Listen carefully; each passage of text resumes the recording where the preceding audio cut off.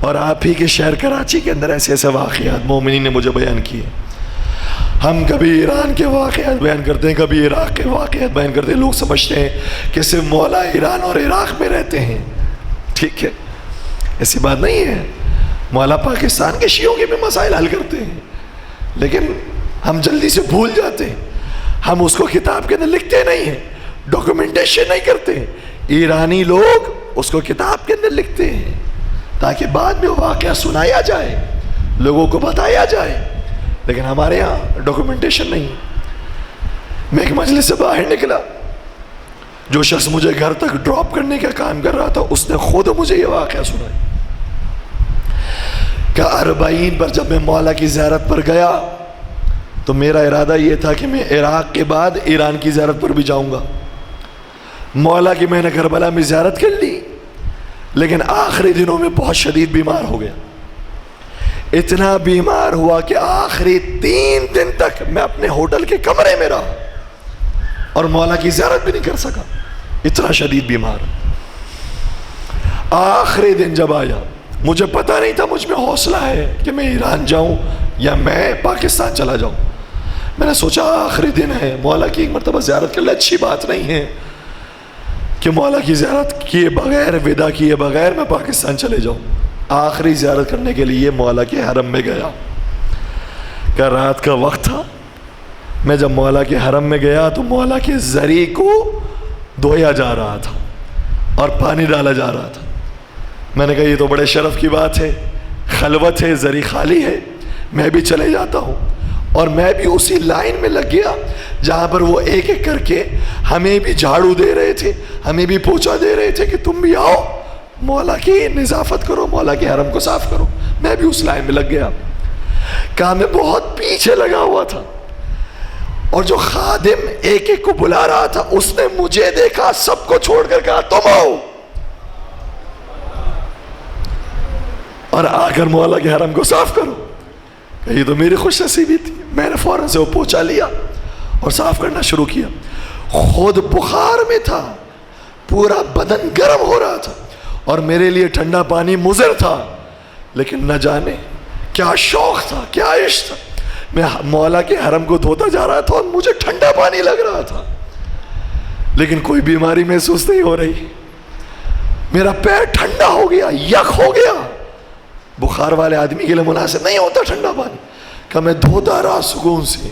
میرا پیر گویا اکڑ جانا چاہیے تھا, لیکن ٹھنڈک محسوس ہو رہی ہے, پانی میں پیر حرکت کر رہے ہیں, اور میں مولا کی زیارت کر رہا ہوں. کہ ایسی سکون کے ساتھ زیارت میں نے زندگی میں کبھی نہیں کی تھی.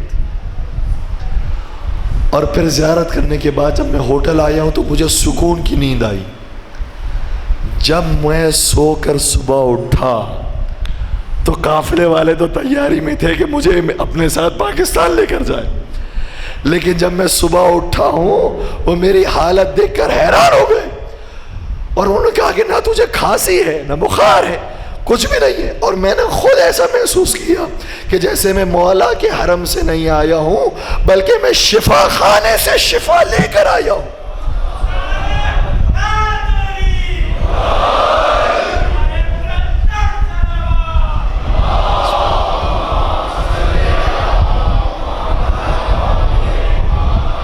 اور اس کے لٹرلی یہ جملے تھے. کسی نے کہا میں آپ کے لیے چائے لے کر آؤں, گرم لے کر آؤں. اس نے کہا نہیں, میری طبیعت اتنی ٹھیک ہو گئی ہے, میرے لیے کولڈ ڈرنک لے کر آؤ. کہاں بخار, 3 دن کا شدید تپ اور بخار. مولا کی ایسے زیارت ہوئی, شفا مل گئی. تو کبھی کبھار رحمت کی بارشیں ہوتی ہیں, ہم محسوس نہیں کر پا رہے ہوتے ہیں, اور ہمارے اور آپ کے درمیان ایسے لوگ موجود ہیں. خدا آپ کے ساتھ کئی مرتبہ واقعات پیش آئے ہوں گے, لیکن ہم اسے لکھتے نہیں ہیں.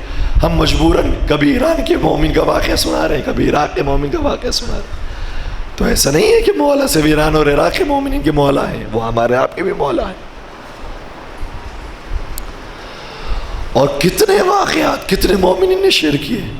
بلکہ میں تو کہوں گا کہ صرف مومنین کے ساتھ یہ واقعات پیش نہیں آتے, عیسائیوں کے ساتھ بھی مولا کے کرم کے واقعات ہیں.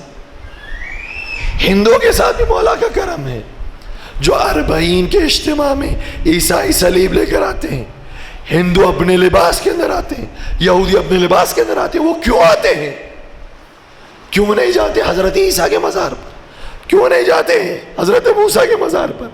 کیوں نہیں جاتے حضرت ابراہیم کے مزار پر؟ کیوں نہیں جاتے کسی اور ولی خدا کے مزار پر؟ کیونکہ ان کے ساتھ یا ان کے بزرگوں کے ساتھ ایسا ہی واقعہ پیش آیا ہوتا ہے کہ جیسے مومن کے ساتھ واقعہ پیش آئے ہوتے. ان کو یا ان کے کسی بزرگ کو مولا نے شفا دی ہوتی. بہت سارے ایسے ہندو برادری کے اندر موجود ہیں لوگ جن کو اولاد نہیں ہو رہی تھی، لیکن آئے، انہوں نے مولا غازی عباس کی یا مولا حضرت علی اصغر علیہ السلام کی رسم کو پورا کیا. ہندو تھے لیکن مولا علی اصغر نے انہیں اولاد عطا کی. تو یہ جو ہندو آتے ہیں بلا وجہ نہیں آتے، ان کے اوپر کرم ہوا ہے اس لیے آتے ہیں. بہت زیادہ رحمت کی بارشیں اور برسات آپ کے اوپر آتی ہے.